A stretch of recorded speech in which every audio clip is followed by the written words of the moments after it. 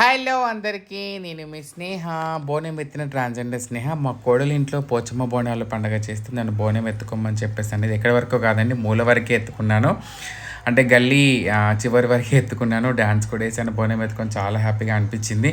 ఆ పోచమ్మ తల్లి దీవెనలు మన వాళ్ళందరికీ ఉండాలని మనస్ఫూర్తి కోరుకుంటూ, మళ్ళీ ఆ తర్వాత కొంచెం దూరం వచ్చిన తర్వాత రోడ్డుకు రాగానే మళ్ళీ బోనము మా కోడలికి ఇవ్వడం జరిగింది.